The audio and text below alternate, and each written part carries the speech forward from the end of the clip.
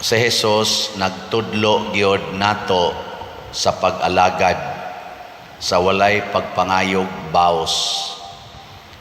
Mauna nga dinhi sa atong ebanghelyo sa dihang nihangyo ning duha ka managsuon kuyog sa ilang inahan nga palingkoron sila sa tuong bahin o sa walang bahin ni Jesus kung maghari na siya.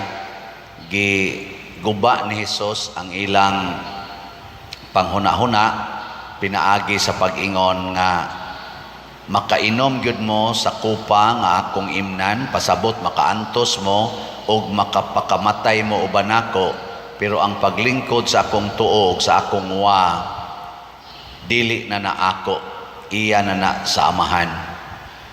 Ang pasabot ani mga igsoon nga dili ta maghuna-huna sa atong kaugalingong kaayuhan or kaugmaon kung mosunod tas Ginoo. Igo na kaayo nga kita motuo ta nga ang Ginoo muatiman gid nato, nga ang Ginoo muluwas gid nato. Di na lang ta maghimo pag atong kaugalingong standard.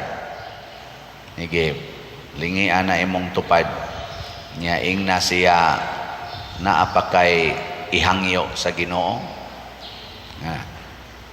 Nyag naaga ni siya ihangyo, buango na siya. Ang ato, tuo lang kita, sunod lang kita. Muna diri sa unang pagbasa, si Propeta Jeremias, murabag concise ni nga sitwasyon sa iyang kinabuhi. Nakaingon siya, Ginoo, ang buhat nga maayo, baslan ba daig dautan? Ang akong pagtinarong sa pag-alagad sa akong isigkatao, baslan ba daig nilag pagdaot o daotang buhat, daotang plano? Pero niingon gid siya pagtapos niyag sulti, niingon siya, hinumdumi nga midangop ako kanimo aron paghangyo kanimo nga hunungon mo unta ang imong kasuko kanila. Pasabot, ang tao di ang nagsunod sa Ginoo di gyud masuko ngadtos mga tao nga nagbuhat og dautan batok kanila. Okay, kaduhang lingi, na di ka masuko sa imong bana or sa imong asawa kung mga bit. Di ka masuko. Nga mayroon ganun siya, adi sa tamahimo, masuko sa tahana. Na mayawaan gapunta ng dapita. Kining atong tubag sa Salmo, mga igsoon, nga nag-ingon, luwasa ako o Ginoo, diha sa imong makanunayon nga gugma, dako kay ni siyag kahulugan. Nga kini di ay kaluwasan nga gikan sa Ginoo, dili ni sama sa kaluwasan nga gikan nato. Kay panganang gikan nato, pasabot gikan sa atong balaod nga tawhanon, ingon luwason nato ning asawa nga gisigihag kulatas bana. Unsaon pagluwas? Ikiha ang bana, prisuha ang bana, pabayra ang bana, unya i-divorce. Kay haron maluwas na siya sa peligro. Pero ang sa Ginoo, luwason ta niya pinaagi sa pag-supply og makanunayon nga gugma. Lahi no?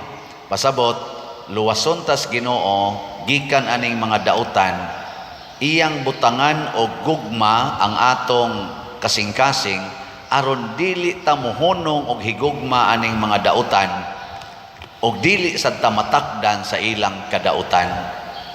Kay ang atong kining gitawag og kapildihan kana mangyong makasa ta. Kay makasa na ta ma-forfeit man tong trono kadtong langit nga giandam sa Ginoo. Muna suplayan ta niyag makanunayong gugma.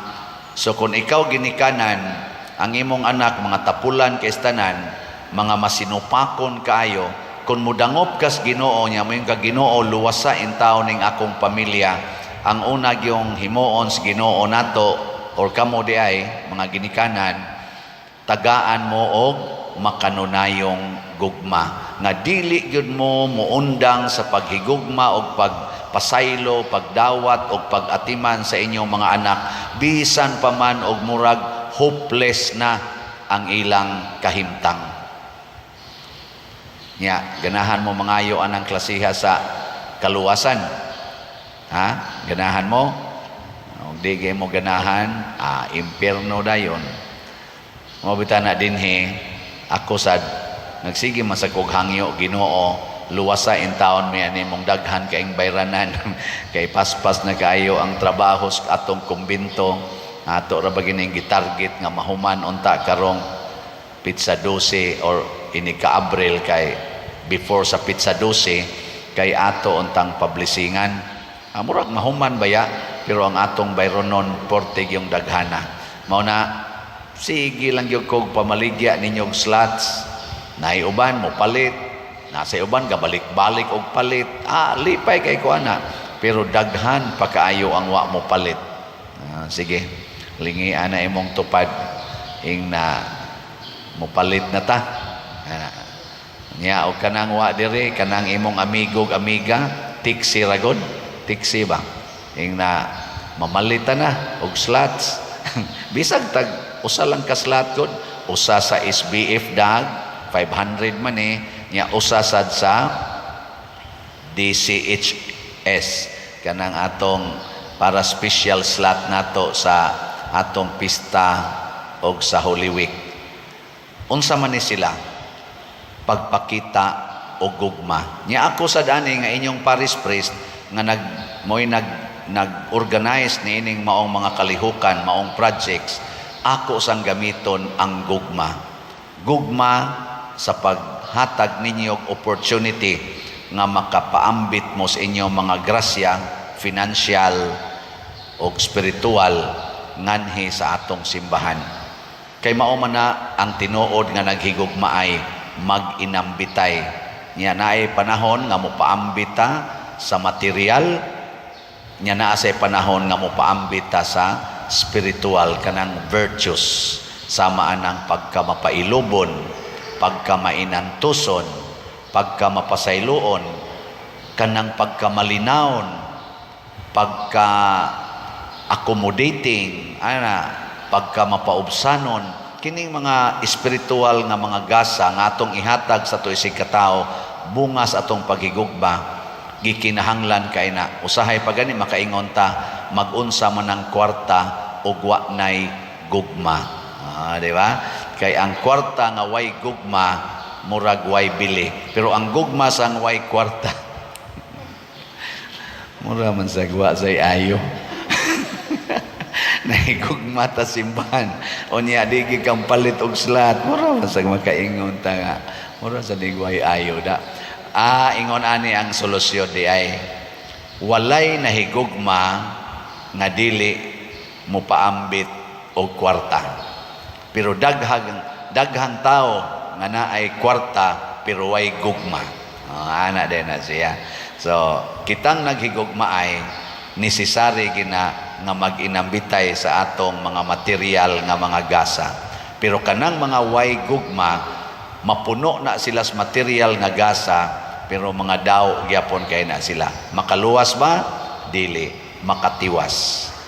Na kita kay makaluwas man ta, mo nang maingon ang Ginoo, imna ninyo ang akong kupas pagantos, pabunyag mo sa kamatayon nga akong dawaton, unya magkuyog ta dito sa langit.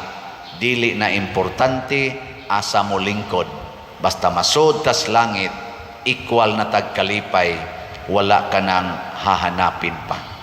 Ana na siya. Sige, manindog na ta mga kandidato, kandidatas langit.